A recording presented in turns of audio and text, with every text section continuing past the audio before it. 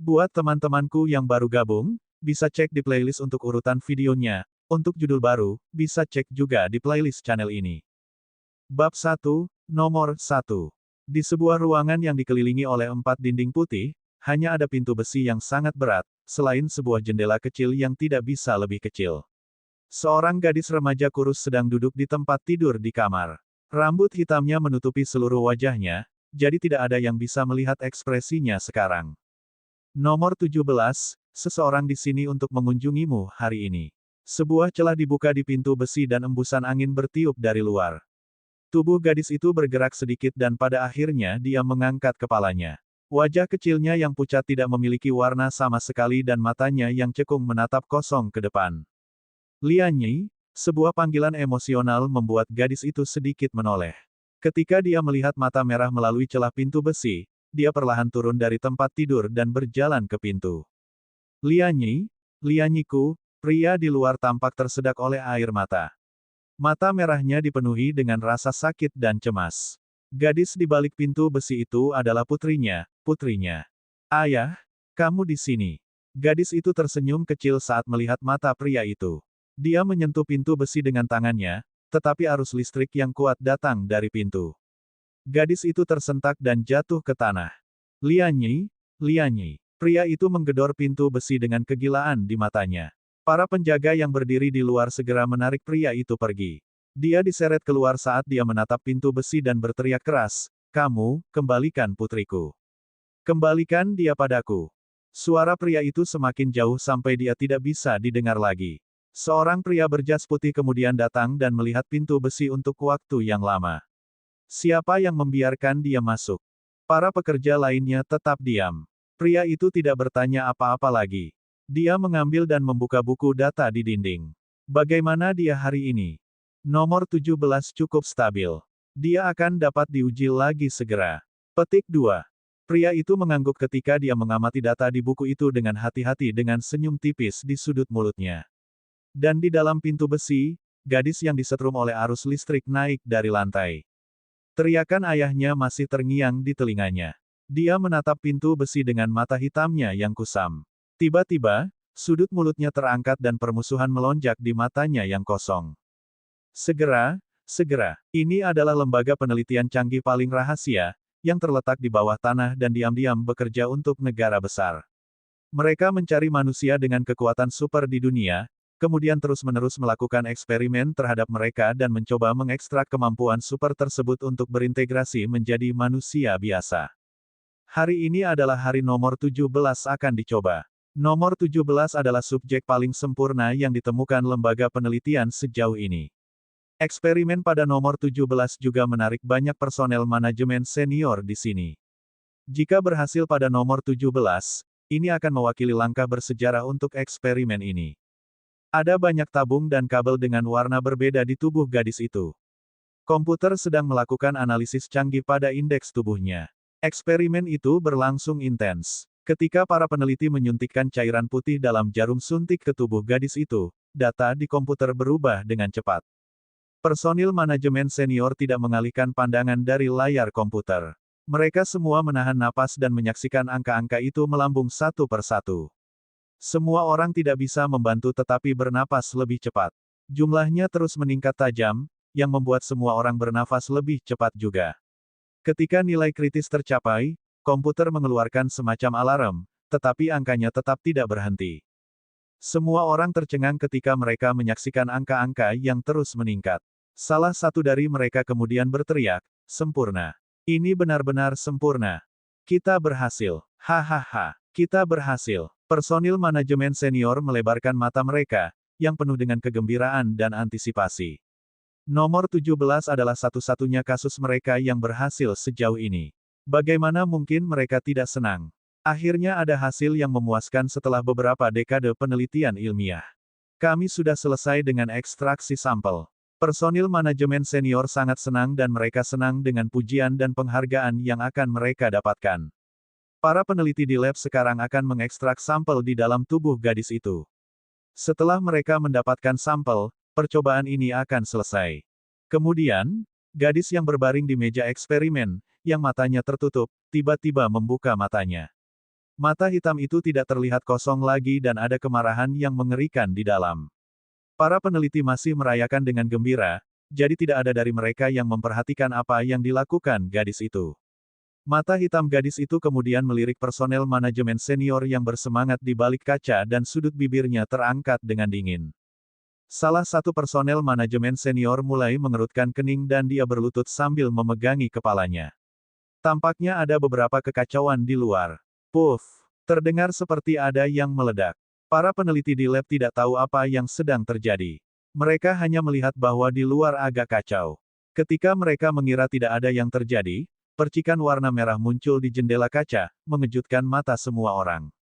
Gadis itu tersenyum dingin. Tidak, satu masih jauh dari cukup. Para peneliti di lab semua melihat cairan merah di jendela kaca dengan tercengang.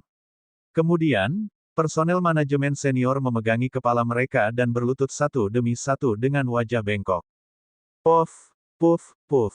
Suara teredam datang terus-menerus dan semburan darah merah keluar, memercik ke jendela kaca. Bahkan ada beberapa titik putih kuning di dalamnya. Para peneliti semua tercengang, tampak seperti patung batu. Rasa takut yang tiba-tiba membuat mereka berdiri di tempat mereka berada, sampai seseorang yang hidup di luar sana menunjuk ke arah mereka dengan tatapan ketakutan. Para peneliti tampaknya telah memahami sesuatu. Semua orang berbalik hampir pada saat yang sama dan menatap gadis di meja eksperimen dengan ketakutan di mata mereka. Sementara itu, dia sudah duduk sambil tersenyum. Penghinaan dan kebencian di mata hitamnya membuat semua orang merinding. Ini kamu, kata salah satu peneliti dengan suara gemetar. Dia tidak bisa mengatakan kalimat lengkap. Dia hanya bisa melihat gadis itu dan mengambil napas dalam-dalam saat tubuhnya bergetar. Gadis itu menoleh. Dalam sekejap, peneliti itu merasa kepalanya sangat sakit hingga akan pecah, seolah-olah ada semacam gas di otaknya. Gas terus mengembang dan mengembang, sampai menyembur keluar dari tengkorak yang tertutup dan memperoleh kebebasan. Puff! Sebuah kepala manusia meledak di depan mata semua orang. Dalam sekejap, mereka semua berhenti bernapas. Semua peneliti berteriak tiba-tiba dan ketakutan, pergi. Tinggalkan tempat ini sekarang. Semua orang berlari ke pintu lab seperti orang gila. Mereka tidak ingin mati. Mereka tidak ingin mati. Bab 2, Nomor 2. Sudut mulut gadis itu terlihat lebih dingin dan kilatan kebencian yang mendalam melintas di mata hitamnya. Tidak ada dari kalian yang bisa lolos. Di mana-mana gadis itu dibanjiri darah, seolah-olah hantu telah lewat. Gadis itu menginjak darah dengan kaki telanjang. Pakaian putihnya sudah berlumuran darah. Kulitnya yang terbuka seluruhnya berlumuran darah, tapi sepertinya dia masih belum puas. Satu demi satu, tidak ada yang bisa lolos dari tangannya. Saat kepala manusia meledak satu persatu, kebencian di mata gadis itu menjadi lebih gila. Mati, semua orang di sini harus mati. Ratapan dan jeritan bergema di area bawah tanah ini. Tidak ada yang bisa menghentikan Dewi Pembunuh ini. Gadis itu berjalan dengan darah dan kematian di sepanjang jalan. Ketika dia sampai di pintu Institut Penelitian, sekelompok senapan mesin sedang menunggu di depannya. Sudut bibir gadis itu terangkat dengan dingin. Senjata, mereka hanya mainan di matanya. Nomor 17, jika kamu bergerak lagi, aku akan membunuhnya. Sebuah suara terdengar. Gadis itu menoleh sedikit ke belakang dan melihat seseorang menodongkan pistol ke kepala orang lain. Melihat dari dekat pria dengan pistol di kepalanya, mata hitam gadis itu segera menegang dan bibirnya terbuka dengan lembut. Ayah! Lian Yi, putriku, kamu sudah melalui banyak hal. Melihat gadis yang berlumuran darah, pria dengan pistol yang diarahkan ke kepalanya hanya merasakan matanya sakit. Wajahnya yang penuh dengan perubahan kehidupan perlahan-lahan diturunkan. Ketika gadis itu melihat pria itu menangis, dia merasakan sakit yang luar biasa di hatinya. Dia berbalik dan berjalan ke arah itu.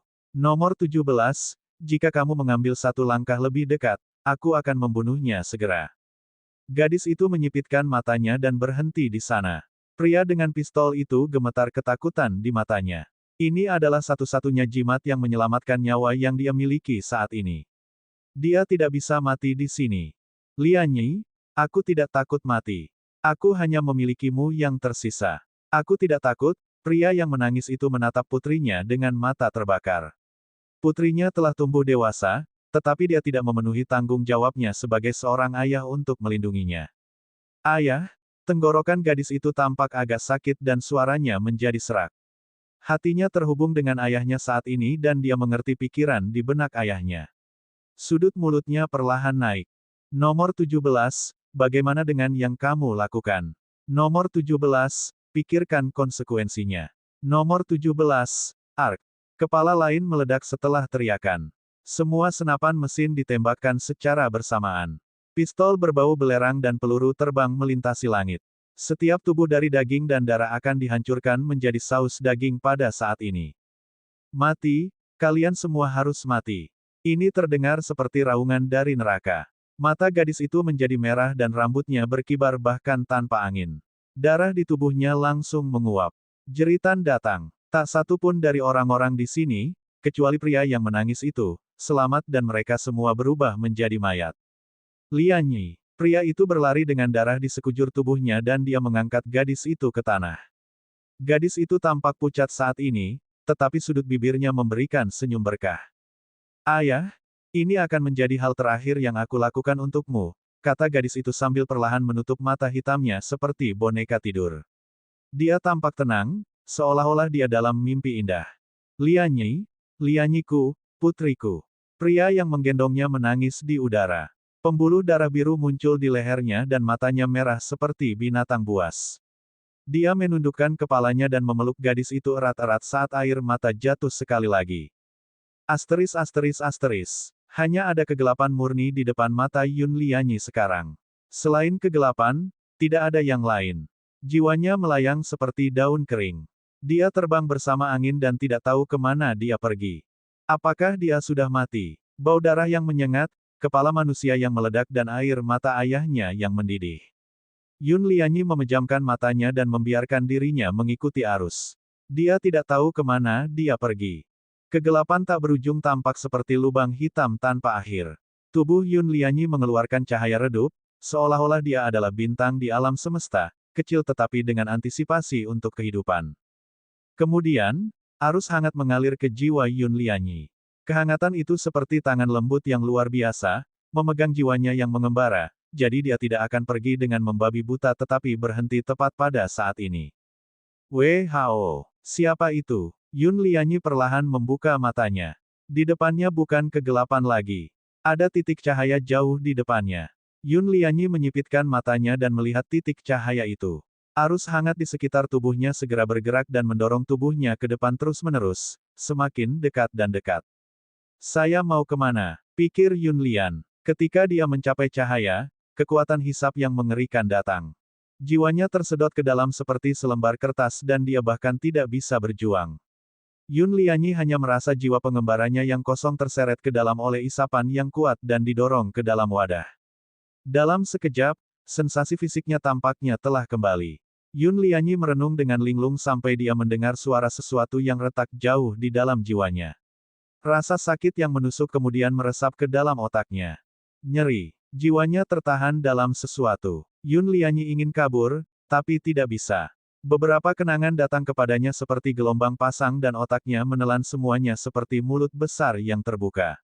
Fragmen ingatan ini begitu jelas dan mendalam, seolah-olah dia telah mengalaminya secara pribadi. Namun, Yun Lianyi tahu gadis yang tidak dikenal dalam ingatan ini bukanlah dirinya sendiri. Yun Feng, dia menggumamkan nama ini dengan lembut di dalam hatinya. Kenangan itu melintas di benak Yun Lianyi seperti film dan semua adegan dalam kehidupan gadis kecil itu masuk ke dalam hati Yun Lianyi, bercampur dengan beberapa emosi yang tidak bisa dijelaskan. Nama, Yun Feng. Latar belakang, keluarga Yun yang ditolak. Keluarga, kakak laki-laki, ayah. Ada keengganan dan dendam di hati Yun Lianyi. Dia tahu emosi ini ditinggalkan oleh gadis kecil, Yun Feng. Dia sudah mati, seperti dia di kehidupan sebelumnya. Gadis kecil bernama Yun Feng ini sudah meninggal. Saat Yun Lianyi menerima semua ingatan dari tubuh ini, jiwanya juga terhubung dengannya secara bertahap dan pikiran mereka akhirnya beresonansi. Feng, jika kamu mendengarku, tolong buka matamu. Kamu selalu menjadi yang terberat. Feng, suara serak terngiang di telinga Yun Lianyi. Dia perlahan-lahan mendapatkan kembali kesadarannya dan juga merasakan rasa sakit yang menusuk di tubuhnya.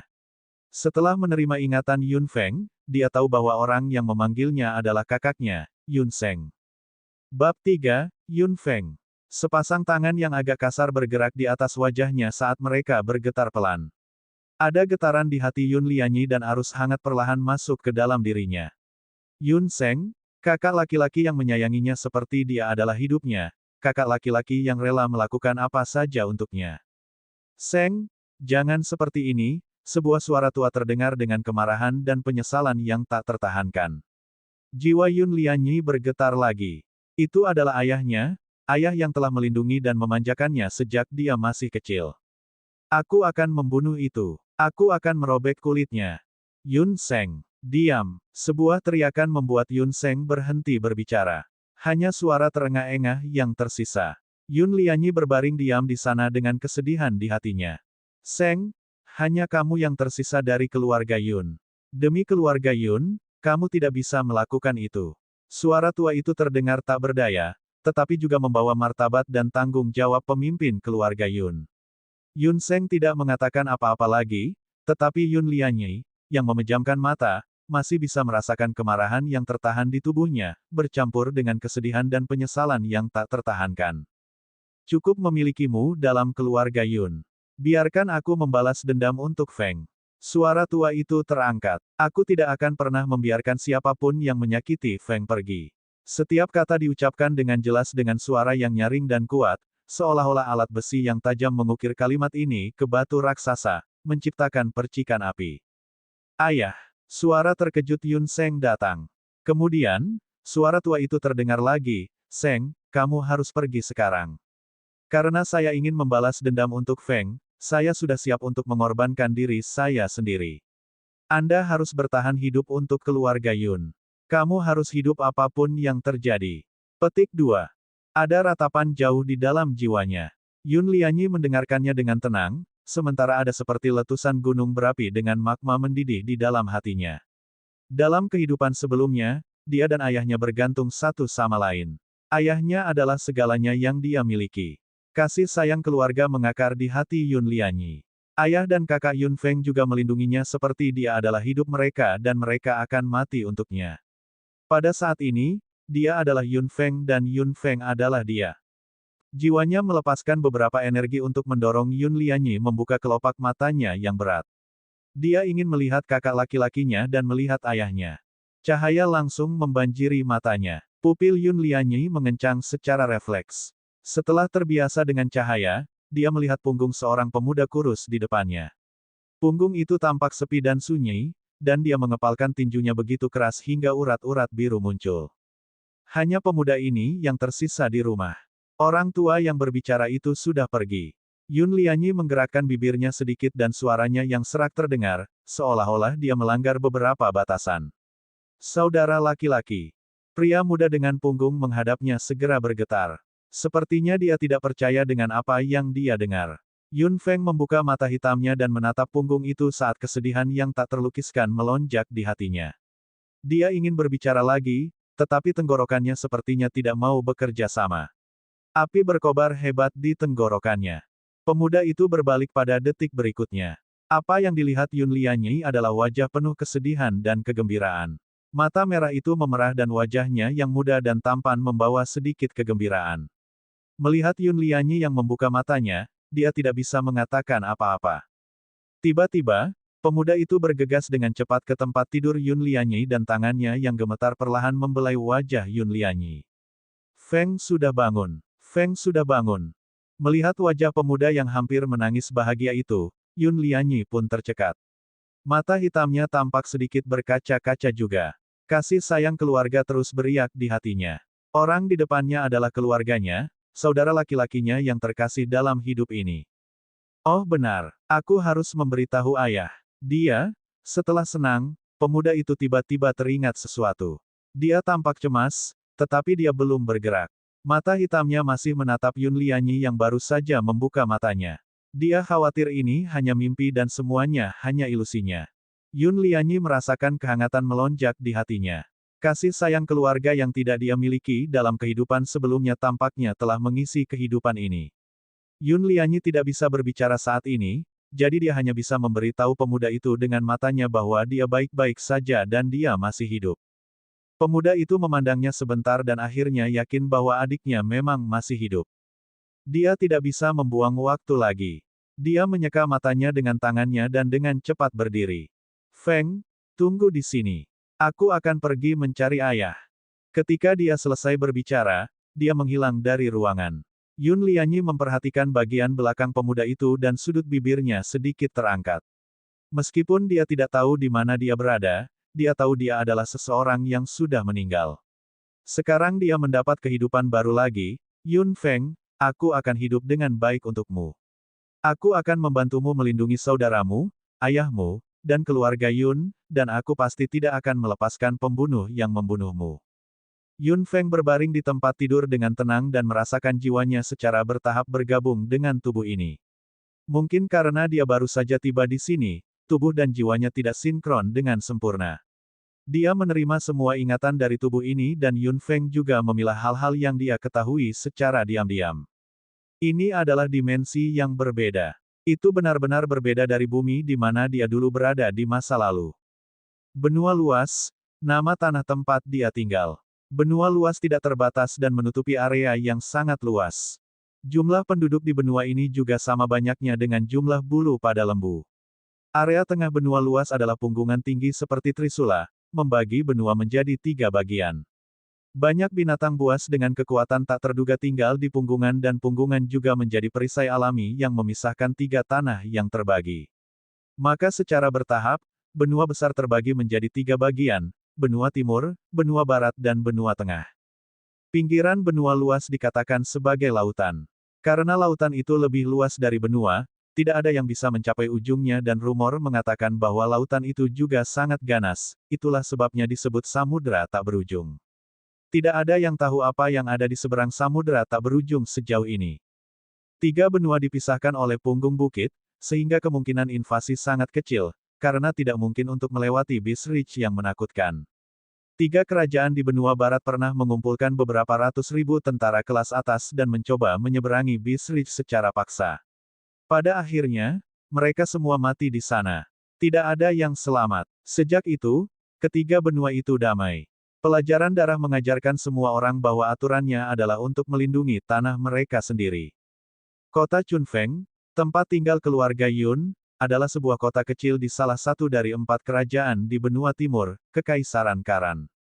Meskipun itu adalah kota kecil, lokasi geografis kota Chunfeng membuatnya menjadi surga bagi para petualang, karena Kekaisaran Karan adalah kekaisaran yang paling dekat dengan Beast Ridge di antara 4 kerajaan di benua timur dan kota Chunfeng adalah satu-satunya tempat yang berbatasan Kekaisaran Karan dan Beast Ridge.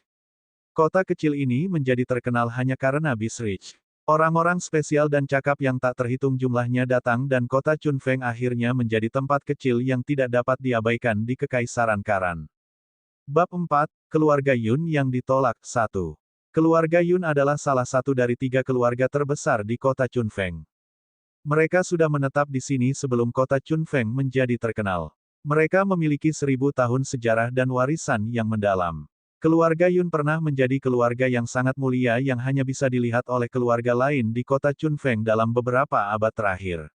Ini bukan hanya karena keluarga Yun kaya dan memiliki jumlah aset yang luar biasa, tetapi juga karena mereka memiliki summoner seabad yang lalu. Summoner adalah profesi misterius yang diketahui semua orang di benua luas. Tak terhitung banyaknya orang yang merindukannya dan tak terhitung banyaknya orang yang patah hati karenanya. Summoner dan mage adalah sama. Mereka semua menggunakan kekuatan mental mereka sendiri untuk berkomunikasi dengan berbagai elemen di alam. Namun, perbedaan terbesar antara pemanggil dan penyihir adalah bahwa pemanggil bisa menjinakkan binatang sihir yang kuat dan ganas itu. Seorang pemanggil bisa dibandingkan dengan tentara sebuah kerajaan. Begitu mereka memanggil binatang ajaib mereka, mereka bisa bermain cepat dan lepas dan tak terkalahkan. Meskipun penyihir dan prajurit juga kuat dan tidak bisa dihancurkan, mereka hanya bisa menundukkan kepala mereka di depan para pemanggil, profesi yang misterius dan kuat ini. Apa yang membuat orang tergila-gila dengan summoner adalah karena mereka juga menggunakan kekuatan mental mereka, summoner sangat menguasai sihir. Seorang pemanggil pasti akan menjadi seorang penyihir juga, Tapi tidak diragukan lagi itu adalah mimpi yang bodoh jika seorang penyihir ingin memiliki kemampuan seorang pemanggil. Kekuatan pemanggil bukan hanya tentang kekuatan sihir mereka sendiri, tetapi juga faktor yang paling penting, binatang ajaib dari para pemanggil. Binatang ajaib adalah makhluk paling menakutkan dan kuat di benua luas. Ras ini sama misteriusnya dengan para summoner. Mereka misterius, tak terduga, kuat dan ganas. Makhluk yang tak terhitung jumlahnya yang tidak dapat dipahami manusia bersembunyi jauh di dalam Beast Reach, tetapi jenis binatang ajaib yang diketahui manusia sudah cukup mencengangkan. Jika seorang warrior atau mage tidak cukup kuat, dia tidak akan berani bertarung dengan Magic Beast 1 lawan 1. Namun, summoner berbeda. Kekuatan misterius dan tak terduga mereka bisa membuat binatang ajaib menjadi milik mereka. Binatang ajaib yang tidak berani disentuh orang lain seperti hewan peliharaan yang patuh di tangan para pemanggil. Ini membuat banyak orang cemburu. Kaisar dari semua kekaisaran berharap mereka bisa memiliki pemanggil mereka sendiri. Begitu mereka mendapatkannya, itu berarti mereka memiliki binatang ajaib yang kuat, makhluk misterius dan tak terduga. Jika pemanggil ini terus berkembang, maka kerajaannya akan menjadi tak terbendung dan bisa menginjak kerajaan lain selamanya. Namun, misteri dan kekuatan dari summoner juga menyebabkan kelangkaan dari profesi ini. Dalam 1000 tahun terakhir, kurang dari 5 pemanggil telah muncul di benua timur. Karena garis keturunan, ada sejumlah prajurit yang mengejutkan di benua timur. Prestasi yang dikembangkan di jalan para pejuang terletak di puncak piramida. Mereka secara fisik kuat dan berkembang dengan baik dan mereka memiliki kekuatan yang kuat. Ini memberi 4 kekaisaran di benua timur kekuatan militer yang tak terkalahkan dan kekaisaran juga menganjurkan kekuatan fisik. Meskipun mereka dilahirkan dengan kekuatan fisik yang lemah, masih ada banyak penyihir di benua timur, tetapi jumlah mereka tidak sebanding dengan para pejuang. Namun, semua orang di benua timur memiliki keinginan di benak mereka. Sebagian besar dari mereka mungkin dilahirkan dan ditakdirkan untuk tidak memiliki pencapaian besar dalam kekuatan mental, tetapi ini tidak menghentikan masing-masing dari mereka untuk bermimpi. Mereka semua bermimpi menjadi seorang summoner. Setiap anak diberi harapan untuk menjadi seorang summoner ketika mereka lahir. Meskipun hasilnya selalu sama, semua orang tetap bersemangat, menantikannya dari generasi ke generasi. Dan harapan ribuan tahun akhirnya membuahkan hasil. Meskipun ada kurang dari 5 pemanggil dalam beberapa ribu tahun terakhir, ini sudah cukup untuk membuat semua orang gila dan kerajaan yang membuat mereka gila. Kekaisaran Karan beruntung memiliki 1 pemanggil dan pemanggil ini lahir di keluarga kecil Yun. Sejak itu, keluarga Yun meraih kesuksesan dalam semalam dan menjadi keluarga yang paling dihormati di Kekaisaran Karan, sebuah keluarga yang hanya bisa dilihat oleh semua orang. Hanya karena pemanggil itu, Kaisar memberi keluarga Yun kekayaan dan ketenaran yang tak terhitung jumlahnya. Bahkan anggota keluarga kerajaan harus tunduk pada keluarga Yun. Semua kemuliaan datang dari pemanggil itu dan keluarga Yun juga menjadi harapan Kekaisaran Karan. Dengan munculnya pemanggil pertama, mungkin ada pemanggil kedua. Jika keluarga Yun dapat memiliki pemanggil setiap generasi, bahkan hanya 1, maka Kekaisaran Karan akan menjadi yang pertama berkuasa di antara 4 kerajaan dan akan menjadi yang terkuat. Namun, harapan itu perlahan memudar seiring berjalannya waktu. Summoner yang lahir di keluarga Yun sudah mati dan tidak ada lagi summoner di keluarga Yun dalam beberapa abad mendatang. Mereka sama seperti keluarga normal lainnya, bahkan memiliki sedikit penyihir yang menyedihkan. Akhirnya, keluarga kerajaan juga menjadi kurang bergairah dengan keluarga Yun. Keluarga Yun bahkan pindah kembali ke kota Chunfeng dari ibu kota kekaisaran. Seiring berjalannya waktu, keluarga Yun yang dulunya diagungkan dan dikagumi ribuan orang, telah memudar dari pandangan orang. Hanya pemanggil legendaris yang tertinggal jauh di dalam ingatan mereka. Keluarga Yun kembali ke kota kecil ini dengan sejumlah besar uang yang mereka hemat. Awalnya, keluarga lain masih kagum dengan kemuliaan keluarga Yun, tetapi pada abad terakhir, keluarga Yun benar-benar menurun. Tidak hanya mereka memiliki anggota yang sangat sedikit, tetapi bahkan prajurit paling biasa pun hanya memiliki pencapaian rata-rata. Tatapan hormat dan rasa hormat orang-orang perlahan berhenti dan mereka malah diejek dan diejek. Tanpa kekuatan yang dahsyat, semua kemuliaan hanyalah omong kosong belaka. Meskipun keluarga Yun pernah memiliki summoner, itu hanya sekejap, belum lagi beberapa abad yang lalu. Dengan harta keluarga yang begitu besar, sulit bagi mereka untuk menjauh dari mata-mata dan keluarga sombong itu memangsa aset keluarga Yun. Taktik mereka menjadi lebih ganas dan bahkan diintensifkan untuk melukai garis keturunan langsung keluarga Yun pada akhirnya. Keluarga Yun telah menurun, tetapi kebanggaan dan martabat di tulang anggota keluarga Yun telah ada selama 1000 tahun.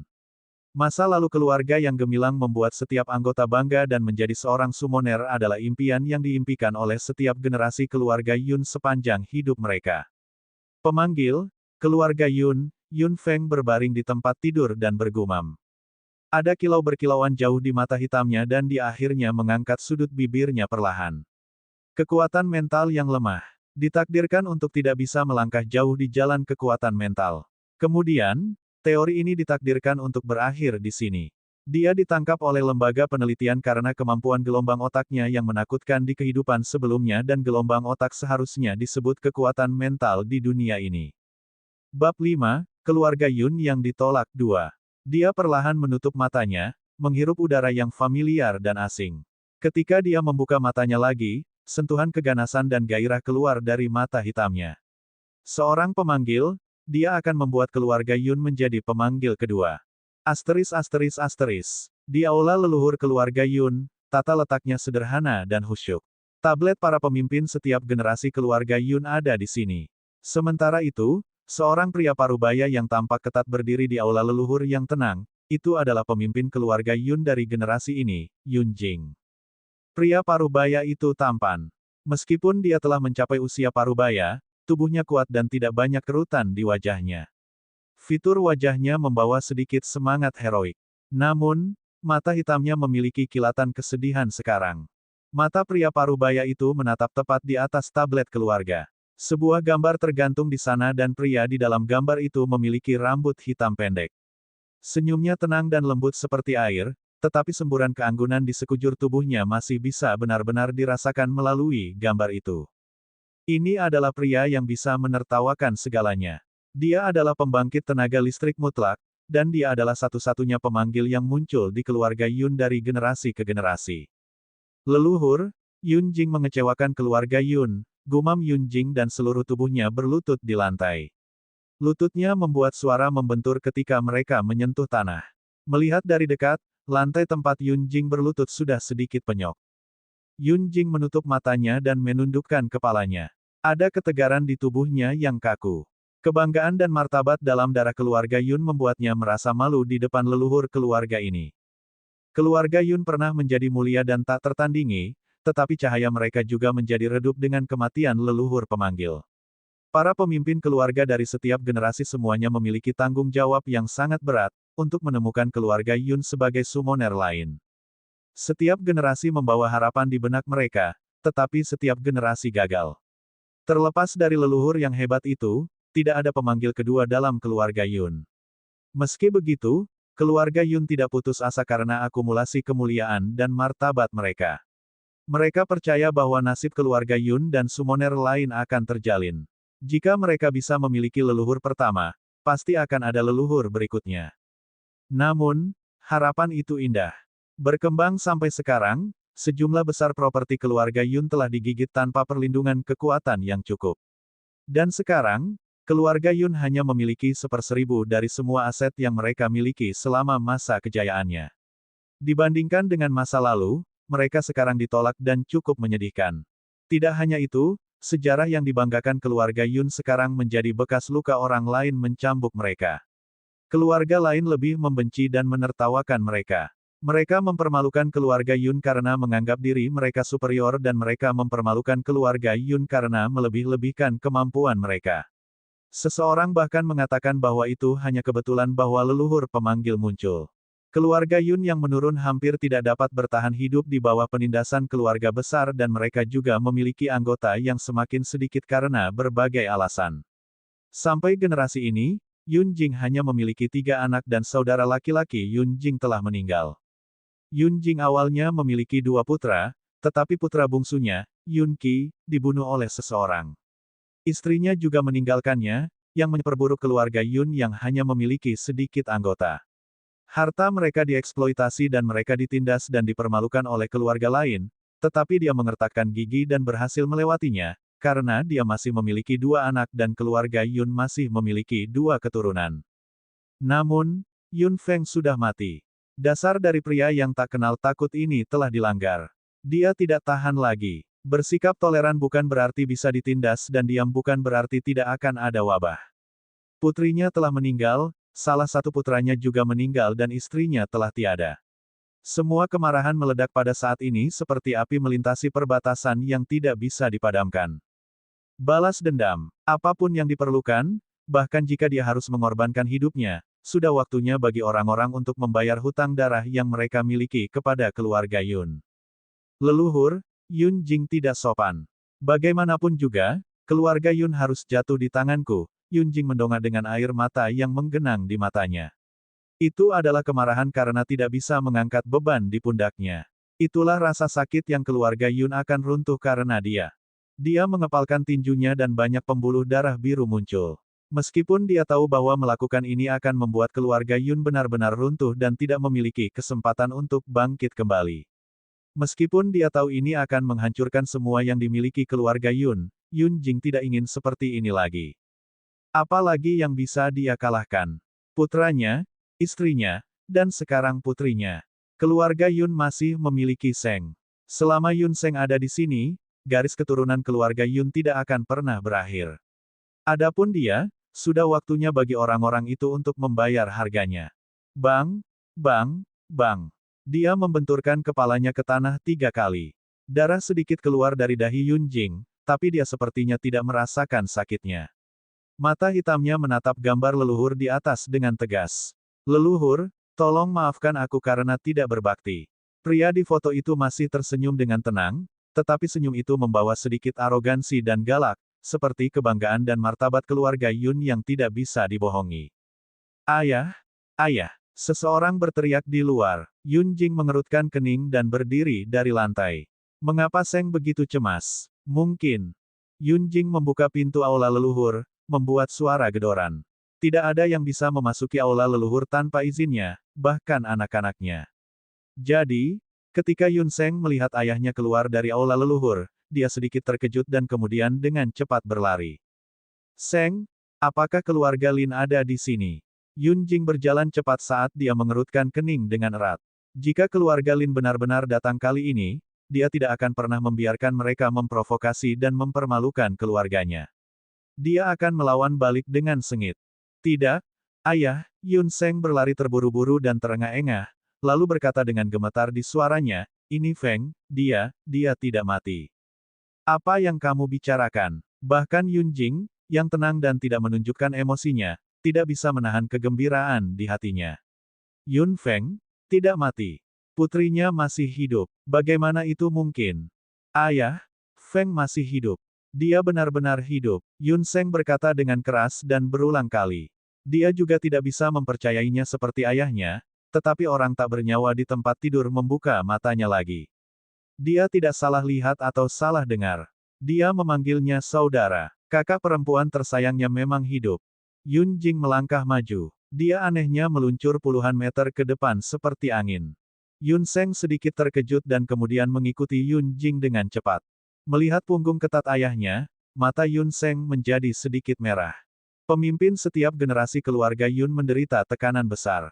Itu bahkan lebih buruk di generasi Yun Jing. Yun Seng adalah anak yang bijaksana sejak dia kecil. Dia mengerti penderitaan dan kesulitan ayahnya, dan dia sudah tahu bagaimana merawat saudara-saudaranya di usia yang sangat muda, sehingga ayahnya tidak perlu khawatir tentang mereka. Namun, tidak ada summoner di generasi keluarga Yun ini. Meskipun ayahnya masih terlihat sama, Yun Seng melihat kekecewaan di matanya. Semakin lama dia menekan emosinya, semakin ganas ketika ada ledakan. Begitu Yun Seng memikirkan apa yang akan dilakukan ayahnya jika sesuatu benar-benar terjadi pada Yun Feng, mau tak mau dia merasa takut dan sedih. Untungnya, Feng tidak mati. Dia masih hidup. Bab 6, Rasa Sakit Keluarga Yun. Otot-otot di sekitar tubuh Yun Jing sangat kencang sekarang. Berita bahwa Yun Feng belum mati membuatnya senang dan langkahnya seperti angin, tetapi ketika dia berada beberapa meter dari kamar Yun Feng, dia tiba-tiba berhenti. Yun Jing menenangkan pikirannya yang kacau, lalu perlahan membuka pintu dan memasuki ruangan. Ketika Yun Jing melihat orang yang berbaring di tempat tidur menatapnya dengan mata hitam dan senyuman, dia merasakan hatinya sakit dan arus hangat mengalir ke matanya. Putrinya tidak mati. Putrinya masih di sini dan masih hidup. Yun Feng, yang sedang berbaring di tempat tidur, sudah menyadari bahwa Yun Jing akan datang ketika dia masih berada di luar pintu. Ketika dia melihat seorang pria parubaya muncul di depannya dengan tatapan serius, dia tahu ini adalah ayahnya, ayah yang mengatakan dia akan melakukan apapun untuk membalas dendam padanya. Yun Feng tidak bisa berbicara dan hanya bisa menyampaikan pesan bahwa dia baik-baik saja dengan matanya. Meskipun ayahnya tanpa ekspresi, Yun Feng tahu pria ini sangat bersemangat dalam pikirannya sekarang. Ayahnya tidak datang dan tidak berbicara dengannya dengan suara lembut, tapi Yun Feng tidak peduli tentang hal ini sama sekali. Mereka berdua saling memandang di kejauhan dan mereka berdua tahu apa yang ada di pikiran satu sama lain melalui mata mereka. Yun Feng memasuki ruangan dan menggelengkan kepalanya saat melihat ayahnya masih terlihat serius. Dia berjalan ke Yun Feng dengan lega dan cinta di mata hitamnya. Yun Feng sudah seperti setengah ibu sejak dia masih kecil. Ketika saudara laki-laki dan ibunya meninggal satu demi satu, Yun Feng adalah orang yang paling dekat dengan Yun Feng dan Yun Feng adalah satu-satunya orang di keluarga Yun yang dingin dan serius ini yang bisa membuat Yun Feng merasa sedikit hangat. Feng, kamu harus cepat sembuh. Oke, Yun Feng menggerakkan lehernya dengan susah payah. Dia menatap Yun Feng dengan sedikit kenyamanan di matanya. Dia akan menjadi lebih baik dengan kecepatan tercepat. Dia telah menempatkan dirinya pada posisi Yun Feng sepenuhnya tanpa menyadarinya dan keluarga Yun telah menjadi akar di lubuk hatinya. Pemulihan Yun Feng berjalan sangat baik. Keluarga Yun menghabiskan koin emas yang tak terhitung jumlahnya dan membuat obat-obatan dengan ramuan paling mahal dan terbaik setiap hari. Jika tubuh Yun Feng tidak cepat sembuh setelah minum obat mahal setiap hari, itu benar-benar tidak masuk akal. Sementara Yun Feng berangsur-angsur sembuh, dia juga merasa luar biasa bahwa jiwa dan tubuhnya perlahan-lahan menyatu dengan sempurna. Pada awalnya, jiwa dan tubuhnya tidak menyatu dengan baik dan dia bahkan akan mengalami trans, tetapi sekarang, mereka benar-benar digabungkan bersama dengan sempurna dan tanpa cacat. Yun Feng selalu diurus oleh Yun Feng sendiri. Bukan karena keluarga Yun tidak memiliki pelayan. Meskipun keluarga telah menurun, sejumlah besar properti keluarga Yun masih membuat banyak orang cemburu dan mereka ingin menjadikannya milik mereka sendiri. Beberapa saat setelah tubuh Yun Feng pulih, dia juga meminta kakaknya untuk tidak membuat dirinya begitu lelah. Dia bisa meminta para pelayan untuk menjaganya, tapi Yun Feng menolak. Dalam hati Yun Feng, Yun Feng adalah bayinya. Dia akhirnya selamat, yang membuatnya lebih merawatnya. Bagaimana dia bisa membiarkan para pelayan menjaga saudara perempuan tersayangnya? Bagaimana jika sesuatu terjadi? Jadi, Yun Feng melakukan segalanya untuk Yun Feng sendirian. Yun Feng telah berbicara dengan kakaknya beberapa kali, tetapi dia masih mengikuti caranya sendiri, jadi dia juga membiarkannya. Selama hari-hari dirawat, kekuatan kasih sayang keluarga membuat Yun Feng selalu merasa bahwa dia sangat beruntung.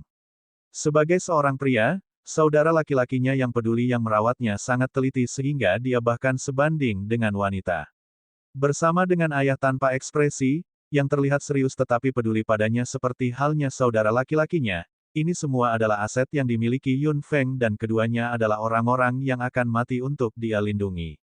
Pada hari tubuh Yun Feng benar-benar sembuh, dia bangkit dari tempat tidur dan dengan hati-hati menggerakkan otot dan tulangnya. Dia berjalan di depan cermin. Dia masih belum melihat wajah ini. Ada wajah yang sangat muda di cermin, terlihat imut, cantik dan sangat cantik. Yun Feng menatapnya dengan tercengang dan kemudian melihat tubuhnya di belakang. Yun Feng baru berusia 9 tahun ini. Sementara Yun Feng sedang merenung di depan cermin, tubuhnya tiba-tiba terangkat oleh kekuatan lembut dan suara yang familiar dan menuduh mengikuti. Feng, kamu tidak mendengarkanku. Bagaimana Anda bisa turun dari tempat tidur sendirian? Petik 2. Yun Feng cemberut saat dia dipeluk ke dalam pelukan yang hangat. Kakak, tubuhku sudah baik-baik saja. Ya, tubuh Yun Feng sudah pulih, tapi Yun Feng masih tidak membiarkannya turun dari tempat tidurnya. Dia telah menghabiskan beberapa minggu di tempat tidur ini. Yun Feng tidak mengizinkan Yun Feng untuk melawan dan membaringkannya kembali ke tempat tidur. Pada akhirnya, Yun Feng berbaring kembali di bawah pengawasan Yun Feng. Kakak ini benar-benar terlalu mengkhawatirkannya. Yun Feng mengedipkan mata hitamnya dan menatap Yun Seng yang berdiri di samping tempat tidurnya. Bagaimanapun juga, saudara laki-lakinya adalah pria yang tampan. Fitur wajahnya menakjubkan dan saudara laki-lakinya juga seorang penyihir berbakat langka yang dimiliki keluarga Yun sepanjang abad terakhir.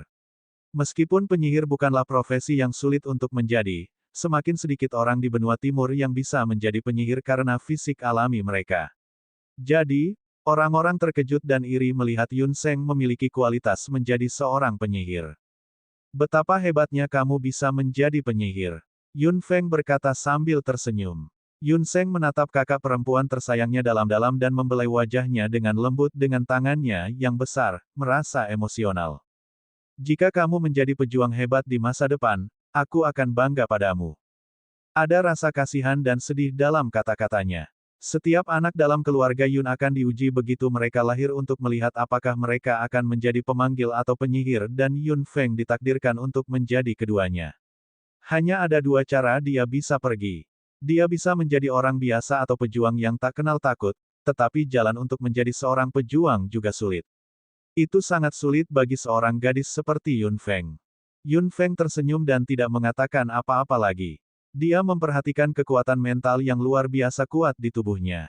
Mungkin karena penggabungan lengkap dari jiwanya dan tubuh ini, kekuatan mentalnya yang awalnya menakutkan mendapat dorongan lain. Yun Feng sekarang bisa merasakan semuanya dalam jarak beberapa ratus meter dengan jelas. Ini adalah penggunaan kekuatan mental, untuk merasakan sesuatu.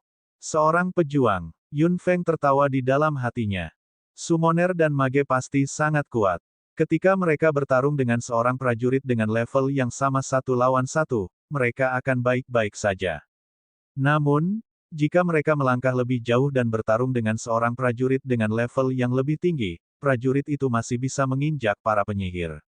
Summoner tidak terkalahkan, tetapi kekuatan mereka juga membuat sulit untuk melewati level. Prajurit yang beberapa tingkat lebih tinggi hanya bisa menyerah di depan para pemanggil. Hanya mereka yang 4 atau 5 level lebih tinggi yang bisa mengalahkan summoner. Bab 7, pergi ke aula leluhur. Kekuatan fisik selalu menjadi kelemahan para summoner dan mage. Mereka akan dengan mudah dibunuh oleh para pejuang, meskipun mereka memiliki kemampuan yang kuat. Jadi, Yun Feng memutuskan bahwa dia tidak hanya harus menjadi seorang summoner, dia juga harus menjadi seorang pejuang. Dia membutuhkan tubuh yang kuat dan fisik yang luar biasa. Ini sebenarnya ide yang tak terbayangkan. Orang-orang dapat menerima bahwa seorang summoner juga seorang mage. Bagaimanapun, mereka berdua termasuk dalam kategori kekuatan mental yang sama. Namun, jika seorang summoner juga seorang warrior, semua orang mungkin akan mengeluarkan mata mereka. Dan sekarang, Yun Feng akan mewujudkan ide menakjubkan ini. Jangan khawatir, saudara. Aku tidak akan mengecewakanmu. Feng tersenyum dan Yun Seng juga tersenyum. Setelah dipaksa untuk tinggal di tempat tidur selama beberapa hari lagi oleh kakaknya, Yun Feng akhirnya bisa bangun dari tempat tidur dan pergi keluar untuk menghirup udara segar. Yun Feng melihat sekeliling. Rumah besar keluarga Yun tidak besar. Meskipun mereka adalah keluarga tua yang memiliki sejarah 1000 tahun, mereka sederhana dan tidak biasa. Mungkin karena keluarga Yun tidak memiliki banyak anggota dan rumah yang lebih besar hanya akan membuat mereka semakin kesepian. Saat ini, rumah keluarga Yun lebih seperti rumah biasa, mungkin hanya sedikit lebih besar dari rumah keluarga biasa. Tidak ada yang bisa melihat bahwa mereka pernah menjadi keluarga agung yang berdiri di puncak kekaisaran Karan. Yun Feng melirik pintu yang tertutup dan matanya sedikit gelap. Itu adalah aula leluhur keluarga Yun. Tablet generasi pemimpin keluarga diabadikan di sana dan ada juga gambar leluhur pemanggil dari keluarga Yun. Yun Feng sekarang telah dilahirkan kembali. Dia pernah dibawa ke aula leluhur ketika dia masih kecil untuk melakukan semacam tes. Dia tidak bisa mengingat seperti apa rupa nenek moyang itu dan gaya seperti apa yang dia miliki sepenuhnya karena ingatan yang kabur sejak usia muda. Dia benar-benar ingin pergi ke aula leluhur lagi. Saat dia merenung, ayahnya Yun Jing berjalan dari luar. Sejak tubuh Yun Feng menjadi lebih baik, Yun Jing juga terlihat lebih dari 2 kali lebih baik daripada beberapa waktu lalu. Melihat putrinya berdiri di depannya dengan sehat, Yun Jing sangat senang. Ayah. Yun Feng membungkuk hormat pada Yun Jing. Keluarga Yun sangat ketat dalam sopan santun dan mereka tidak mengabaikan etiket sama sekali. Meskipun keluarga Yun tidak sekuat dulu, setiap anggota keluarga masih memiliki kesombongan di hati mereka. Yun Jing mengangguk dan memperhatikan bahwa Yun Feng sedang melihat ke aula leluhur saat itu. Yun Jing berpikir sejenak dan berkata dengan lembut, "Feng, apakah kamu ingin pergi ke aula leluhur?" Yun Feng terkejut dan langsung merasa lega. Ayahnya adalah seorang prajurit level 5, jadi dia pasti bisa melihat kemana dia melihat. Dia kemudian mengangguk. Yun Jing tidak mengatakan apa-apa lagi. Dia hanya menggerakkan tubuhnya sedikit dan berjalan menuju aula leluhur. Yun Feng langsung mengikutinya. Klasifikasi tingkat pekerjaan di benua luas sangat sederhana. Level 1 hingga level 9 adalah level yang paling terkenal. Level 1 hingga level 3 adalah level dasar, level 4 hingga level 6 adalah level menengah dan level 7 hingga level 9 adalah level lanjutan. Mereka yang bisa mencapai level 8 dan level 9 dianggap sebagai salah satu yang terbaik di kekaisaran dan mereka bisa memandang rendah orang lain. Level di atas level 9 adalah level komandan dan tidak banyak orang yang mengetahuinya. Ada perbedaan level yang jelas antara pembangkit tenaga listrik di level ini dan orang-orang dengan level normal, seperti daerah aliran sungai. Ada perbedaan penting dalam kekuatan di antara mereka. Tingkat komandan bukanlah kekuatan yang bisa dimiliki sebuah kerajaan. Mereka adalah beberapa kekuatan misterius yang berada di luar kerajaan. Tingkat raja berada di atas tingkat komandan dan dibagi menjadi 3 subtingkat, tingkat dasar, tingkat menengah dan tingkat lanjutan. Setelah mencapai tingkat raja, akan sangat sulit untuk naik ke tingkat berikutnya. Mereka yang bisa mencapai level ini adalah yang terbaik dari yang terbaik. Mereka menduduki posisi penting dan tidak akan sering muncul di depan orang. Di atas mereka yang berada di level raja adalah makhluk yang lebih tidak realistis dari level lord, yang juga dibagi menjadi 3 sub-level, level dasar, level menengah, dan level lanjutan. Pembangkit tenaga ini semua seperti monster di mata orang-orang di dunia tanpa kecuali. Tidak ada yang pernah melihat mereka bertarung dan tidak ada yang bisa memastikan bahwa pembangkit tenaga listrik seperti itu benar-benar ada. Ketika orang-orang di level Lord menyerang, bahkan sebuah kerajaan akan segera dibakar, apalagi sebuah negara kecil. Dan level apa yang berada di atas level Lord? Tidak ada yang tahu. Tidak ada seorang pun dalam ras manusia yang telah mencapai titik itu. Dalam evolusi puluhan ribu tahun, manusia terus-menerus berspekulasi bahwa mungkin hanya akan ada level di atas level Lord di antara binatang ajaib. Jika binatang buas itu benar-benar muncul, itu pasti menjadi bencana bagi manusia. Pintu aula leluhur dibuka. Beberapa udara dingin keluar dan Yun Feng tidak bisa membantu tetapi mengencangkan tubuhnya dengan tampilan yang sangat serius. Dia mengikuti Yun Jing ke dalam aula leluhur. Ketika Yun Feng sedikit mendongak, dia melihat gambar di dinding. Pria yang tersenyum tapi arogan itu adalah leluhur pemanggil. Berlutut, kata Yun Jing saat Yun Feng berlutut di lantai dengan rasa hormat yang tak dapat dijelaskan, menghadap pria di foto itu dan para pemimpin keluarga Yun. Feng, apakah kamu tahu siapa yang diwakili oleh tablet-tablet ini? Ya, para pemimpin keluarga Yun dari generasi ke generasi. Yun Jing mengangguk dan melihat gambar dengan kilau di mata hitamnya. Dan apakah Anda tahu siapa pria di foto itu? Yun Feng mengangguk. Yun Jing tidak mengatakan apa-apa lagi. Dia hanya berdiri di sebelah Yun Feng dengan tenang dan tetap diam untuk waktu yang lama. Setelah itu, dia menghela nafas pelan dengan ketidakberdayaan dan kelelahan. Setelah leluhur ini, tidak ada lagi summoner di keluarga Yun. Apakah ini masalah keluarga Yun atau dewa sedang menggoda kita? Yun Feng berlutut di sana saat dia mengencangkan bibirnya. Dia hanya merasakan api membara di hatinya. Seorang pemanggil, dia harus menjadi pemanggil. Yun Jing perlahan berjalan ke tempat tablet diletakkan dan dia menyentuh suatu tempat. Yun Feng kemudian mendengar suara laci rahasia. Setelah menunggu sebentar ketika ayahnya berbalik lagi, ada batu berkilauan di tangannya. Yun Feng memandangi batu itu dan merasakan kekuatan mental di dalam tubuhnya sepertinya tertarik pada batu itu, seolah-olah batu itu memiliki semacam daya isap yang menarik kekuatan mentalnya keluar. Yun Feng terkejut. Dia segera menstabilkan kekuatan mental di tubuhnya yang siap untuk bergerak, dan dia menatap batu aneh itu saat dia mulai sedikit berkeringat di dahinya. Apa sebenarnya batu itu? Melihat Yun Jing memegang batu itu dengan sangat khusyuk, dan batu itu diambil dari laci rahasia di aula leluhur ini, itu pastilah benda paling berharga yang dimiliki keluarga Yun. Yun Feng membuat tebakan di benaknya. Yun Jing kemudian berbicara lagi saat matanya menatap batu di tangannya dengan harapan yang tak ada habisnya. Bab 8, Batu Roh Leluhur, 1. Ini adalah batu roh, sesuatu yang ditinggalkan nenek moyang kita. Feng, apakah kamu masih ingat pertama kali kamu datang ke aula leluhur? Yun Feng mengerutkan kening dengan lembut. Kenangan masa kecil milik tubuh ini muncul di benaknya samar-samar. Yun Feng, yang baru berusia 1 tahun, dibawa ke aula leluhur. Lalu, dia menyentuh sesuatu. Ayahnya, yang awalnya memiliki antisipasi di wajahnya, menjadi hancur setelah dia menyentuh benda itu. Yun Feng berpikir dengan hati-hati. Benda yang dia sentuh, benda itu adalah batu ini. Ketika anak-anak dari keluarga Yun lahir, kualitas mereka harus diuji dengan batu roh. Jika mereka bisa menjadi pemanggil, batu itu akan beresonansi. Namun, sudah beberapa abad dan batu itu tidak berubah sama sekali, bahkan tidak sekali. Kata-kata Yun Jing penuh dengan kesedihan dan frustrasi. Meskipun keluarga Yun tidak pernah putus asa selama beberapa abad terakhir, mereka juga menjadi semakin kecewa. Ketika harapan pupus lagi dan lagi, mereka tidak mengharapkan apa-apa lagi. Bahkan jika mereka masih memiliki harapan, itu hanya 1 dari 10.000 dari apa yang mereka miliki sebelumnya. Pada akhirnya, keluarga Yun tidak lagi memiliki banyak harapan, tetapi api harapan yang lemah itu masih ada di hati mereka dan tidak pernah padam sepenuhnya. Ayah, bolehkah aku menyentuh batu itu? Yun Feng bertanya dengan hati-hati.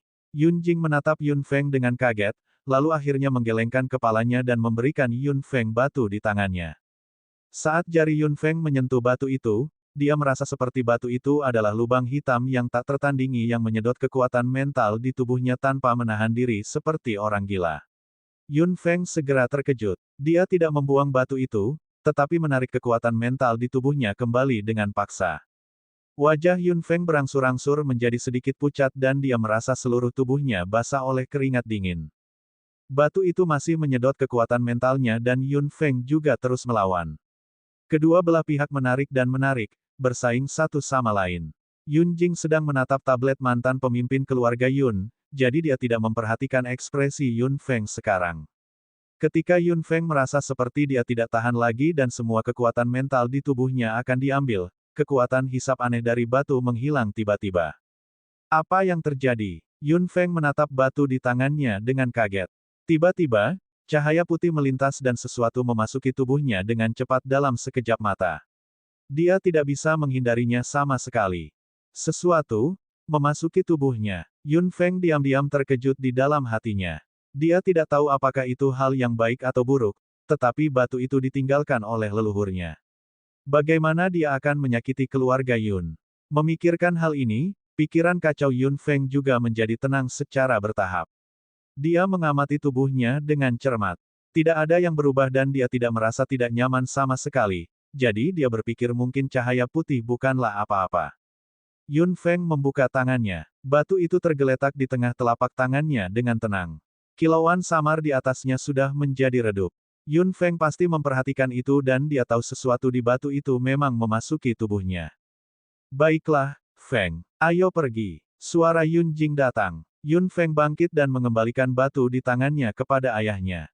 Dia menemukan bahwa ayahnya tidak melihat sesuatu yang aneh.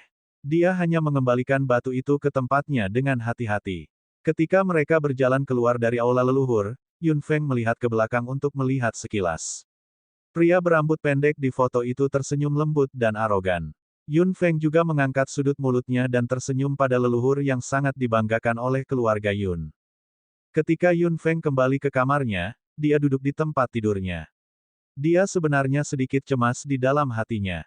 Benda apa yang masuk ke tubuhnya?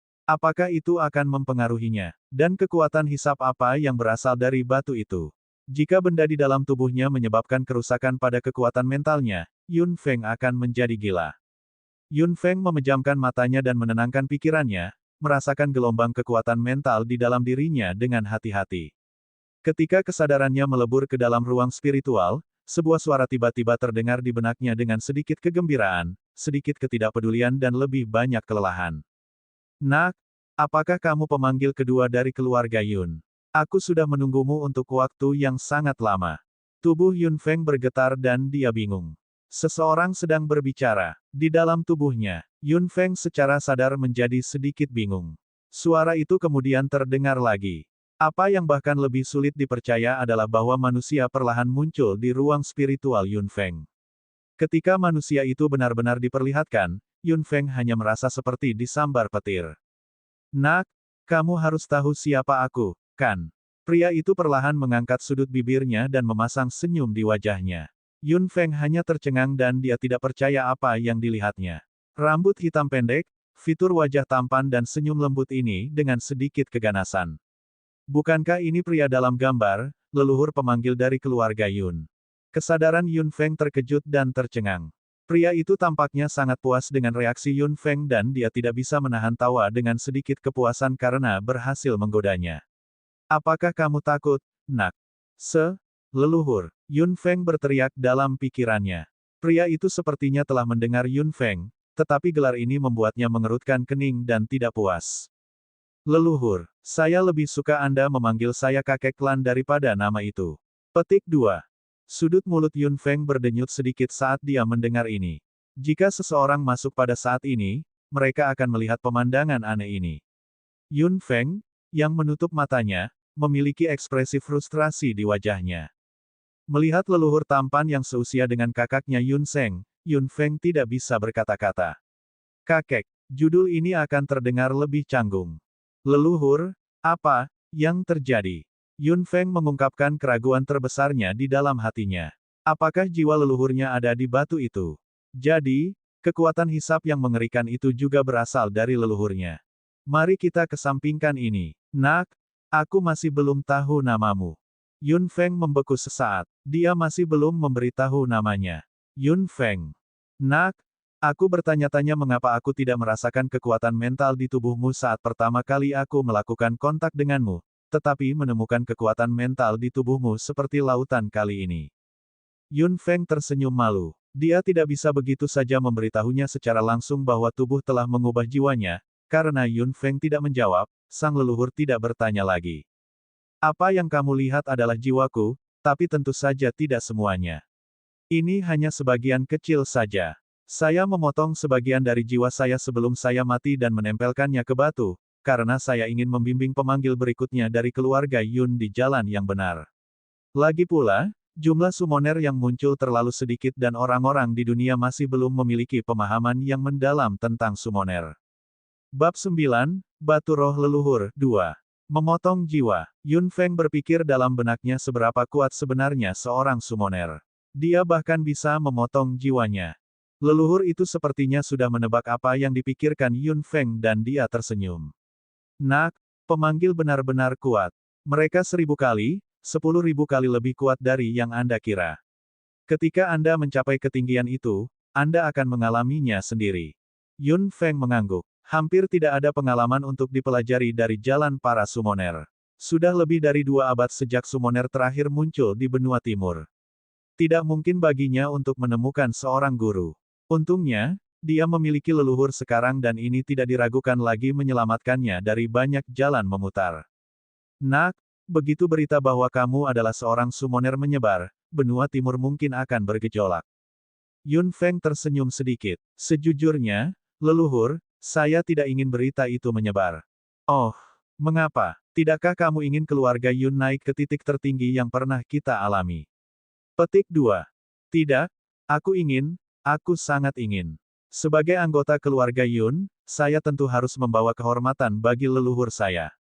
Ini adalah sesuatu yang harus saya lakukan. Lalu mengapa? Aku tidak hanya ingin menjadi seorang summoner. Aku juga ingin menjadi seorang pejuang. Apa yang dikatakan Yun Feng membuat leluhurnya terdiam. Dia membuka mulutnya sedikit dan tampak tercengang, berdiri di sana seperti dia telah melihat hantu. Setelah beberapa saat, dia tertawa terbahak-bahak dengan apresiasi yang tak ada habisnya di matanya. Kau memang berbeda, nak. Kekuatan mental dalam tubuh Anda menakjubkan dan pikiran Anda juga menakjubkan. Apakah kamu tahu pemanggil juga seorang penyihir? Petik 2. Yun Feng mengangguk. Summoner dan mage keduanya termasuk dalam area kekuatan mental dan mereka menggunakan kekuatan mental mereka sendiri untuk menggunakan dan berkomunikasi dengan elemen di dunia. Namun, pemanggil bisa mengendalikan binatang sihir dan penyihir hanya bisa menggunakan elemen. Kamu mengatakan bahwa kamu ingin menjadi seorang pejuang juga. Tahukah Anda bahwa Anda harus menjalankan 3 profesi sekaligus? Jika orang tua yang masih hidup di dunia ini mengetahuinya, mereka akan ketakutan setengah mati. Yun Feng tersenyum sedikit. Saya tidak ingin menjadi pembangkit tenaga listrik yang lemah dan saya tidak ingin menjadi orang bodoh yang dapat dengan mudah dibunuh oleh lawan saya kapan saja. Sebagai pembangkit tenaga listrik, saya tidak akan memberi lawan saya kesempatan untuk membunuh saya dan saya tidak akan memberi orang ide bahwa mereka bisa mengalahkan saya. Ada senyum di mata hitam leluhur setelah dia mendengar ini. Ide gadis itu mungkin sedikit menggemparkan, tapi itu memenangkan hatinya. Kesombongannya agak mirip dengan miliknya. Dia memang anak dari keluarga Yun. Besar. Sekarang setelah Anda memiliki ide, lakukan dengan tekad dan jangan menyerah. Yun Feng tersenyum. Dia merasa seperti dia segera memiliki pendukung di belakangnya. Supporter ini bertubuh besar dan tinggi. Bagi Yun Feng, kata-kata leluhurnya bisa memberinya keberanian dan motivasi yang tak ada habisnya untuk maju. Benar, nak, apakah kamu hampir mati? Apa yang dikatakan leluhur mengejutkan Yun Feng. Sang leluhur tersenyum. Saya pergi ke ruang spiritual Anda, jadi saya melihat ingatan Anda. Apa yang akan kamu lakukan untuk itu? Apa yang harus dia lakukan? Rasa dingin keluar dari tubuh Yun Feng. Itu sangat dingin sehingga hampir bisa membekukan napas. Putra tertua dari keluarga Lin memukuli Yun Feng sampai mati. Jika bukan karena dia, Yun Feng akan benar-benar mati. Utang seperti itu tentu harus dibayar. Bukan hanya beberapa hari keluarga Lin memangsa properti keluarga Yun. Keluarga Lin juga ada hubungannya dengan kematian saudara laki-laki keduanya yang menyedihkan. Dia harus membuat keluarga Lin membayar semua ini. Tentu saja aku akan membalas dendam, tapi tidak sekarang. Saya terlalu lemah sekarang dan saya tidak memiliki kekuatan untuk melawan bahkan ketika menghadapi putra tertua dari keluarga Lin, apalagi yang lain dari keluarga Lin. Cepat atau lambat orang-orang itu akan mati. Siapapun yang memprovokasi keluarga Yun tidak akan berumur panjang, wajah tersenyum sang leluhur segera berubah menjadi gelap. Senyum hangat di sudut mulutnya juga menjadi jahat. Yun Feng hanya merasakan kehangatan mengalir di hatinya. 3 bulan. 3 bulan kemudian akan menjadi hari saya memasuki Institut Seni Bela Diri. Ketika saya sampai di sana, saya akan membunuhnya sendiri. Petik 2. 3 bulan. Nenek moyang itu sedikit terkejut. Dia kemudian tertawa terbahak-bahak. Kilauan berkilauan di mata itu sedalam langit malam. Nak, bukankah kamu meremehkan dirimu sendiri? Meremehkan dirinya sendiri. Yun Feng bingung. Apakah dia memiliki kekuatan besar sekarang? Dia belum pernah berlatih sama sekali dan tubuh ini baru saja mendapatkan jiwa baru. Satu-satunya hal yang dia lakukan selama periode waktu ini mungkin adalah menggabungkan jiwa dan tubuhnya. Jika kamu mengontrak binatang ajaib dengan level yang sama sekarang, kamu akan dapat meratakan bahkan seluruh kota Chunfeng dengan mudah jika kamu mau, belum lagi keluarga Lin itu. Napas Yun Feng segera menegang. Dia merasa bahwa dia baru saja mendengar sesuatu yang sangat sulit dipercaya. Dia tidak berani mempercayainya, tetapi dia juga harus percaya.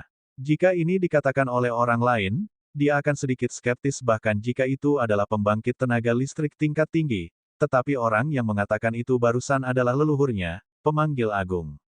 Apakah aku? Itu mengesankan. Ini mungkin pertanyaan yang bodoh dan naif, tapi itu adalah sesuatu yang sangat ingin diketahui Yun Feng. Seberapa kuat dia sekarang? Di level mana dia? Mengapa leluhurnya mengatakan bahwa dia dapat dengan mudah meratakan kota Chunfeng? Menghancurkan sebuah kota adalah sesuatu yang bisa dilakukan oleh warrior atau mage setidaknya level menengah.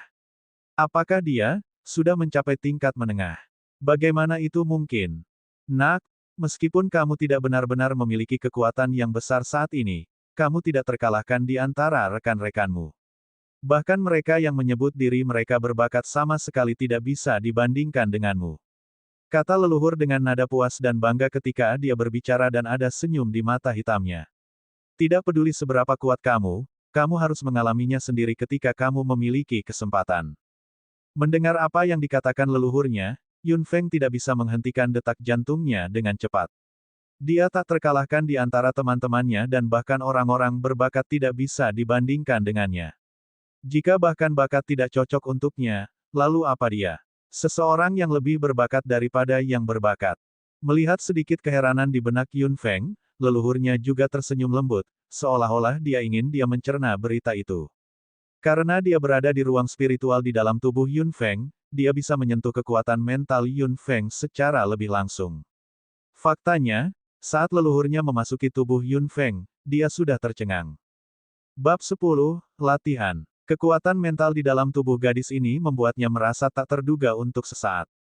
Siapa dia? Dia adalah salah satu dari 5 pemanggil di benua timur dalam 1000 tahun terakhir dan dia tidak malu untuk mengatakan bahwa dia adalah yang paling kuat di antara mereka.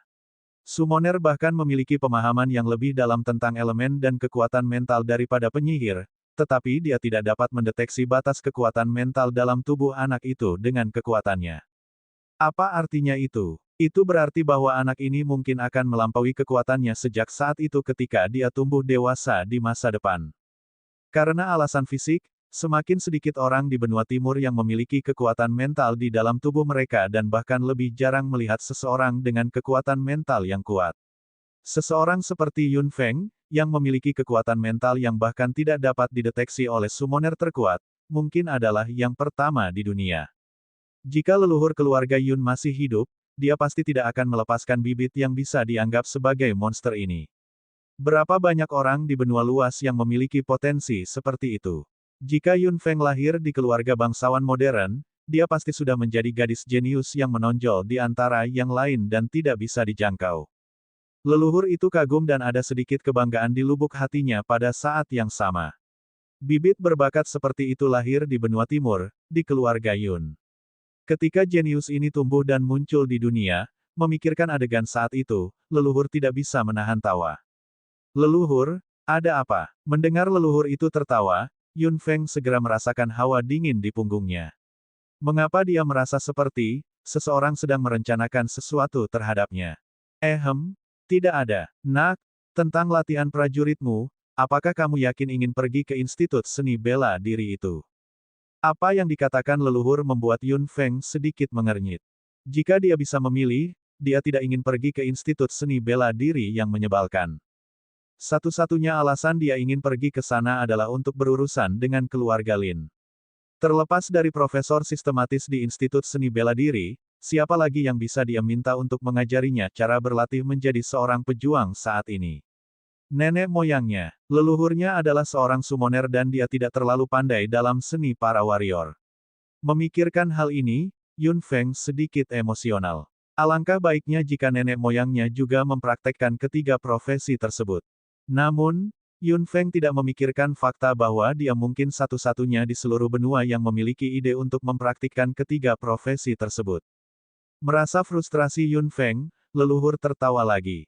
Sepertinya dia sangat suka melihat Yun Feng menarik mukanya. Leluhur itu melambaikan tangannya dan Yun Feng merasakan sesuatu terbang keluar dari ruang spiritualnya. Dia kemudian melihat gelang yang sepenuhnya hitam melayang di depannya, memancarkan cahaya aneh. Ini adalah gelang dimensi. Pakai sekarang. Kata-kata leluhur muncul di benak Yun Feng. Yun Feng mengangguk dan meletakkan gelang di pergelangan tangannya tanpa ragu-ragu. Begitu dia memakainya, gelang itu menempel erat di kulit Yun Feng, seolah-olah ada roh. Pada akhirnya, itu menghilang dengan tenang. Itu hilang. Yun Feng melihat pergelangan tangannya yang kosong dan berkedip beberapa kali. Itu menghilang begitu saja. Kemana perginya? Haha, nak, jangan kaget seperti kamu belum pernah melihat dunia. Kata leluhur dengan nada mengejek. Leluhur ini telah hidup untuk waktu yang lama dan berdiri pada tingkat yang tak terbayangkan, tetapi dia tidak bertindak seperti pembangkit tenaga listrik atau penatua di depan Yun Feng sekarang. Dapat dilihat bahwa leluhur sangat memuja pemanggil kedua dari keluarga Yun. Jika kamu menggunakan pikiranmu, itu akan muncul lagi. Yun Feng mencoba melakukannya sesuai dengan apa yang dikatakan leluhur. Saat dia memikirkan dalam benaknya, gelang itu muncul lagi seperti yang diharapkan. Dan ketika dia memikirkannya sekali lagi, anehnya itu menghilang lagi. Ini adalah sihir dimensi. Hanya penyihir di level komandan yang bisa melakukannya. Bagaimanapun, Itu hanya tipuan kecil. Leluhur berkata seolah-olah itu bukan apa-apa, yang hampir membuat Yun Feng pingsan. Sihir seperti itu hanyalah tipuan kecil. Itu adalah keajaiban dari level komandan. Jadi, tingkat sihir mana yang merupakan trik besar di mata leluhur?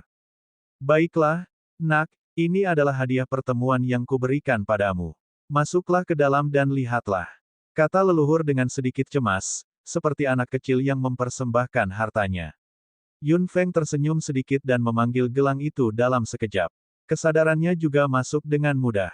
Ketika Yun Feng memasuki ruang dalam gelang, dia benar-benar tercengang sekali lagi. Itu adalah ruang 20 meter persegi di dalam gelang. Yun Feng tidak tahu seberapa besar penyimpanan wadah lainnya, tetapi saat ini sudah tampak cukup besar. Dimensi itu penuh dengan hal-hal lain. Yun Feng melihat sekeliling dan menemukan lusinan jenis barang. Dia bisa melihat banyak hal dari seluruh dunia. Bagaimana menurutmu, nak? Aku punya koleksi yang cukup banyak, kan? Suara bangga leluhur datang. Yun Feng tertawa dan mengangguk. Saat dia melihat tumpukan barang besar itu, dia merasa sakit kepala. Itu memang berlimpah dan semuanya tampak seperti harta karun, tetapi tidak ada yang berguna baginya saat ini. Hal-hal itu baik, tetapi tidak berguna. Karena tidak satu pun dari benda-benda itu yang cocok untuk digunakannya saat ini, Yun Feng tidak ingin melihatnya lagi. Dia melakukan pemindaian cepat lagi dan tiba-tiba menemukan liontin batu giok hitam murni tergeletak diam di samping tumpukan barang. Ketika dia menggunakan pikirannya, liontin giok terbang keluar dari dimensi dan mendarat di telapak tangan Yun Feng. Liontin giok memberinya rasa dingin ketika mendarat di tangannya, seolah-olah terbuat dari es. Rasa dingin menusuk ke tubuh Yun Feng dan Yun Feng langsung merasa seperti tenggelam dalam gua es. Leluhur, apa ini? Yun Feng menenangkan pikirannya dan melihat liontin giok dengan hati-hati. Dia bertanya kepada leluhurnya karena penasaran, tetapi jawaban yang dia dapatkan tidak memberikan gambaran bagaimana dia harus bereaksi. Benda ini, milikku. Apa yang dikatakan leluhur membuat Yun Feng mengangkat sudut mulutnya tanpa daya. Leluhur mungkin telah meninggalkan jiwanya di sini terlalu lama dan dia bahkan tidak ingat dengan jelas apakah benda-benda ini miliknya. Dia menyentuh liontin batu giok dengan hati-hati. Itu sepenuhnya hitam dan sepertinya diukir dari sepotong batu giok. Yun Feng membalik liontin batu giok dan melihat gambar diukir di bagian belakang liontin. Dan ketika Yun Feng melihat gambar itu untuk pertama kalinya, dia merasa sedikit pusing. Dia dengan paksa menstabilkan pikirannya dan melihatnya lagi. Kemudian, Yun Feng akhirnya melihat dengan jelas bahwa itu adalah makhluk raksasa yang diukir di bagian belakang liontin batu giok yang seluruhnya hitam. Seluruh tubuhnya terbuat dari tulang yang saling terkait seperti kerangka, yang terhubung bersama seperti naga raksasa. Itu tidak memiliki darah dan daging, hanya tulang-tulang besar ini. Di atas tulang ada kepala naga dengan mata tertutup. Meskipun mata naga itu tidak terbuka, Yun Feng sepertinya sudah menebak betapa ganas dan berdarahnya mata itu saat terbuka. Bab 11, Pemanggil, latihan dimulai, 1. Ini adalah, mengikuti tatapan Yun Feng, leluhur di ruang spiritualnya juga melihat gambar di belakang liontin batu giok. Setelah mengamatinya sebentar, leluhur itu akhirnya mengerutkan kening. Dia tidak ingat memiliki sesuatu seperti ini ketika dia masih hidup. Mungkin dia mendapatkannya secara tidak sengaja dan dia hanya melemparkannya ke dalam, melupakannya. Yun Feng melihatnya cukup lama dan pada akhirnya tersenyum ringan. Liontin giok adalah satu-satunya hal yang dia suka di tumpukan barang itu. Itu pasti liontin batu giok tua. Bahkan ada sedikit aura spiritual di dalamnya. Yun Feng kemudian meletakkan liontin giok di lehernya, yang membuat leluhurnya terkejut. Nak, kamu memakainya. Yun Feng berkedip dan melihat liontin batu giok yang tergeletak di dadanya. Ya, ini satu-satunya hal yang aku suka.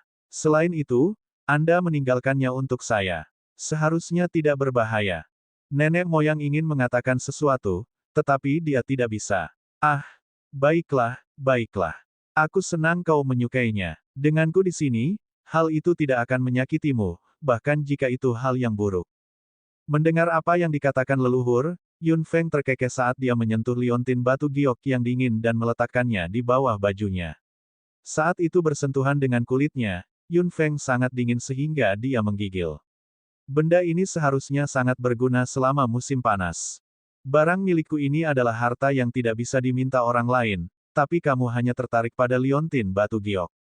Serius? Suara ketidakpuasan leluhur datang dan Yun Feng hanya tersenyum. Hal-hal ini benar-benar tidak berguna baginya saat ini. Dia tidak memiliki kekuatan untuk menggunakan benda-benda itu sekarang. Yang paling penting sekarang adalah dia ingin menjadi seorang summoner. Leluhur, bagaimana saya bisa menjadi pemanggil? Sang leluhur tertawa. Apakah kamu sedang terburu-buru, nak? Yun Feng mengangguk dengan keras. Dia membutuhkan kekuatan yang kuat, kekuatan yang bisa melindungi keluarga Yun. Semakin cepat dia menjadi pemanggil, semakin cepat keluarga Yun bisa menyingkirkan penghinaan dan penindasan orang lain. Dia harus membawa keluarga Yun kembali ke masa lalu mereka yang gemilang. Orang-orang mengatakan keluarga Yun telah menolak. Orang-orang bilang tidak akan ada summoner lain di keluarga Yun. Dia harus menunjukkan kepada orang-orang yang memandang rendah mereka bahwa keluarga Yun akan melambung lagi. Baiklah. Masih ada 3 bulan sampai Anda pergi ke Institut Seni Bela Diri itu. Jangka waktu tersebut sudah cukup bagimu untuk menguasai elemen dasar summoner. Kamu bahkan mungkin bisa menjinakkan binatang ajaib. Yun Feng mengangguk. Dengan leluhurnya di sini, dia tidak diragukan lagi memiliki bantuan terbesar di jalan untuk menjadi seorang summoner. Dia akan mengambil jalan memutar yang lebih sedikit dengan bimbingan leluhurnya dan perjalanannya akan jauh lebih mulus. Namun, Yun Feng juga mengerti bahwa Anda bisa membawa kuda ke air, tetapi Anda tidak bisa membuatnya minum. Nenek moyangnya hanya di sini untuk membimbingnya dan dia harus bekerja keras untuk benar-benar mendapatkan kekuatan. Hal penting pertama untuk menjadi pemanggil adalah memiliki kekuatan mental, tetapi berbeda dengan penyihir, ada persyaratan yang ketat dan menuntut untuk kekuatan mental pemanggil. Orang dengan kekuatan mental di tubuhnya bisa menjadi penyihir setelah bekerja keras, bahkan jika kekuatan mentalnya lemah. Namun, summoner berbeda. Tidak semua orang dengan kekuatan mental bisa menjadi summoner. Inilah alasan mengapa hanya ada sedikit summoner. Yun Feng mengangguk. Kekuatan mental di tubuhnya luar biasa kuat. Sepertinya dia sudah mendapatkan elemen pertama. Nak, kekuatan mental dalam tubuhmu sangat mencengangkan. Dalam hal kualitas, Anda bahkan lebih baik dari saya saat itu. Kata leluhur dengan sedikit kesedihan, tetapi kebanyakan dengan bangga. Yun Feng tidak bisa membantu tetapi sedikit memerah. Haha, tidak ada yang perlu dipermalukan. Ini adalah kekuatanmu. Anda tidak perlu malu untuk itu. Keluarga Yun beruntung memilikimu. Oke, mari kita tidak membicarakan hal lain. Elemen penting kedua untuk menjadi summoner adalah akal sehat. Nalar, Yun Feng bertanya dengan rasa ingin tahu. Merasakan kekuatan elemen di dunia. Summoner dan mage pada dasarnya termasuk dalam elemen yang sama. Mereka semua berkomunikasi dengan unsur-unsur dunia melalui indera mereka sendiri. Penyihir hanya dapat merasakan elemen di dunia, tetapi pemanggil dapat merasakan kekuatan elemen pada binatang ajaib. Ini juga merupakan perbedaan mendasar antara pemanggil dan penyihir. Baiklah, nak, tutup mata Anda sekarang untuk merasakan kekuatan elemen dimensi di sekitar Anda. Ingat, ada 7 jenis elemen, termasuk bumi, guntur, angin, api, air, terang dan gelap. 5 elemen pertama adalah yang paling umum, sedangkan terang dan gelap adalah elemen khusus. Ada sangat sedikit penyihir yang bisa merasakan cahaya dan kegelapan. Tutup matamu. Jumlah elemen yang kamu rasakan akan menentukan berapa banyak elemen yang akan kamu fokuskan ketika kamu menjadi penyihir di masa depan, dan itu juga akan menentukan elemen mana dari Magic Beast yang bisa kamu kontrak. Yun Feng mengangguk. Dia duduk di tempat tidurnya dengan tenang dan menutup matanya. Menstabilkan tubuh dan pikiran Anda. Dorong kekuatan mental dalam tubuh Anda keluar seperti ombak di lautan. Berfluktuasi dengan elemen di dunia. Jangan main-main. Saat Yun Feng mendengarkan leluhurnya, dia perlahan mengeluarkan kekuatan mental dari tubuhnya. Kekuatan mental secara bertahap menyatu ke udara seperti gelombang dan dunia juga menjadi abu-abu dalam pikiran Yun Feng. Akhirnya, Yun Feng merasa bahwa kekuatan mentalnya tampaknya beresonansi dengan elemen-elemen di udara. Dunia tidak lagi abu-abu murni.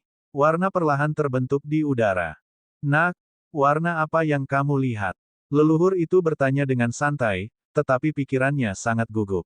Yun Feng berhenti sejenak dan berkata perlahan setelah itu, kuning. Ketika leluhurnya mendengar itu, dia mengangguk puas.